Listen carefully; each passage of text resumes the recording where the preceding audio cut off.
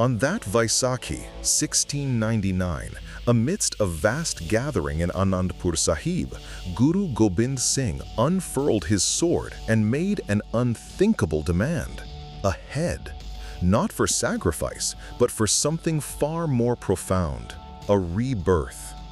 The air that day was thick with anticipation, but also with an underlying tension that had been building for generations. For too long, the Sikh community had endured persecution, their faith tested by an oppressive empire. The ninth Guru, Tegh Bahadur, had faced Shahidi, martyrdom, for defending religious freedom, not just for Sikhs, but for others too. His son, Guru Gobind Rai, now the 10th Guru, knew that passive resilience was no longer enough. The spirit of defiance needed a new form, a steel spine that could stand firm against tyranny. He envisioned a community that would embody both spiritual devotion and unwavering courage, a brotherhood and sisterhood ready to defend righteousness with their very lives. This pivotal moment, often misunderstood, reshaped an entire faith. Have you heard this specific account of the Khalsa's birth before, or perhaps a different version? Share your thoughts below, because what transpired next would echo through history. Thousands had gathered, expecting the usual Vaisakhi celebrations: hymns, sermons, spiritual discourse. The sun warmed the ground, children played, families greeted one another. It was a day of joy and communal reverence. But then, the Guru emerged from his tent not with a gentle smile, but with a naked sword in his hand, its blade glinting ominously in the sunlight. His eyes, usually filled with serene wisdom, now held an intense, almost fierce resolve. He scanned the sea of faces, and his voice, clear and commanding, cut through the festive chatter like a thunderbolt.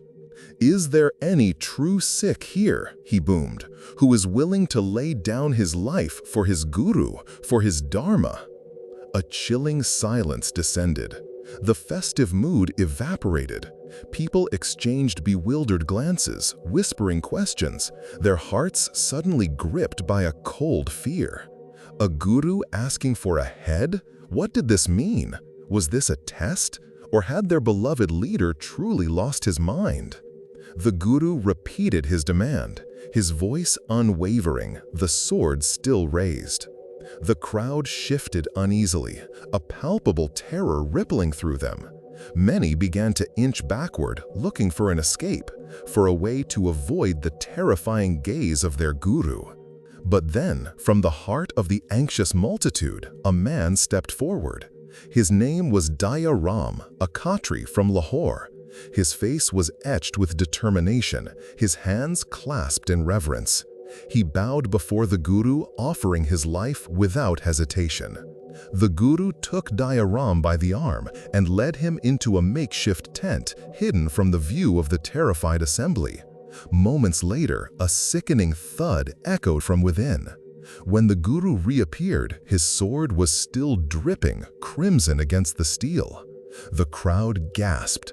Many wailed, convinced that Daya Ram had been sacrificed. The horror was absolute. Then, Guru Gobind Singh, without a trace of remorse, raised his sword again and demanded a second head. Again, a stunned silence. The crowd, already shrinking, now trembled visibly. Who would be mad enough to follow?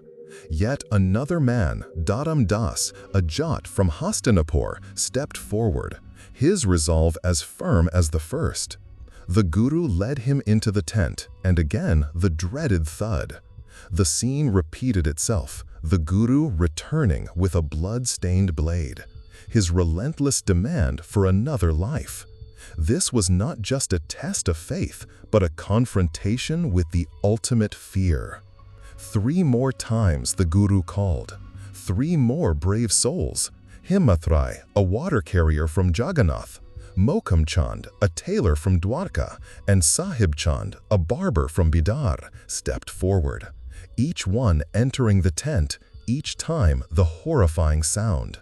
Each time the Guru returning, sword still wet, By now, the crowd had thinned considerably, many having fled in terror, convinced that their guru had turned into a madman, a bloodthirsty tyrant. Only the most devout or the most paralyzed by fear remained. Then, after the fifth volunteer, Sahib Chand, had gone into the tent, the guru re-emerged, but this time he was not alone. To the utter astonishment of those who remained, all 5 men walked out with him, alive, unharmed, and radiating a profound calm. They were no longer dressed in their previous garments.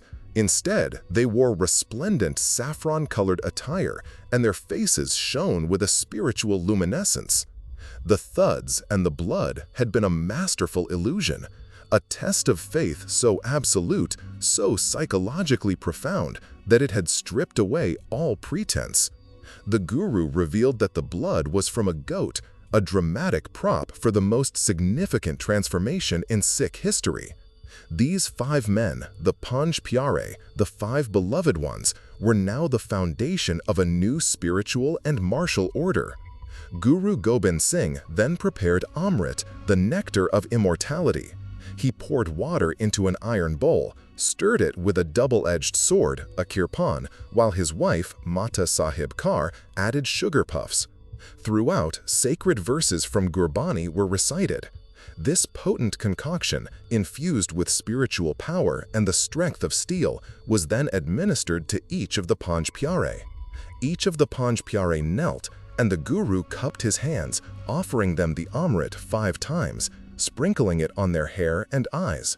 With each draught, they were told to proclaim, "Waheguru Ji Ka Khalsa, Waheguru Ji Ki Fateh." The Khalsa belongs to God, victory belongs to God. Their old names were shed, and they were given the surname Singh, meaning lion, signifying courage and equality. For women, the surname Kaur, meaning princess, was adopted. They were no longer just individuals. They were reborn into the Khalsa, a collective, sovereign entity. And then, in an act that remains one of the most astonishing displays of humility and spiritual democracy, Guru Gobind Singh himself knelt before the Panj Pyare. He, the guru, the leader, the divine messenger, asked them to administer the Amrit to him. He transformed from Guru Gobind Rai into Guru Gobind Singh. This act established the principle that the Khalsa, as a collective, was greater than any individual, even the guru himself. It cemented the idea of shared leadership and collective responsibility within the community. The newly initiated Khalsa were then given the 5 articles of faith, known as the 5 Ks. Kesh, uncut hair, symbolizing spiritual devotion and a life lived in accordance with God's will. Kanga, a wooden comb for cleanliness and discipline. Kara, an iron bangle, symbolizing connection to God and righteous action. Kirpan, a ceremonial sword representing dignity, self-defense, and the fight against injustice, never aggression. And Kachera, a special undergarment signifying self-control and moral purity. These were not mere symbols. They were a uniform, an identity, a constant reminder of their vows and their commitment. The purpose of the Khalsa was clear: to protect the oppressed, to stand against tyranny, and to uphold justice and righteousness in a world steeped in injustice. It was a call to arms, not for conquest, but for defense, for the preservation of spiritual values and human dignity. They were to be warrior saints, embodying both spiritual wisdom and martial prowess. This was the ultimate rebirth, the creation of a nation of people bound by a common identity, a common purpose, and an unbreakable spirit. Later, the eternal Guru, the sacred scripture known as the Guru Granth Sahib, would be installed as the final and everlasting living Guru, guiding the Khalsa through its teachings rather than a human form. This further underscored that the authority lay not in a person, but in the divine word, accessible to all. The Khalsa was not just an army. It was a spiritual fraternity, a family dedicated to selfless service. The day a guru asked for heads was not about literal sacrifice. It was about the profound sacrifice of ego, fear, and individual identity for a higher purpose. It was a symbolic act, a dramatic crucible, forging an unbreakable community from individual courage. What was at stake was not just the survival of a faith, but the very ideal of human dignity and freedom. The Khalsa became the bulwark against oppression, a beacon of courage in dark times. This story is a timeless reminder that true strength lies not in numbers or weapons, but in conviction, unity, and an unwavering commitment to justice. It shows us that to be truly reborn, sometimes we must first confront our deepest fears and offer our whole selves, not in death, but in absolute devotion to truth.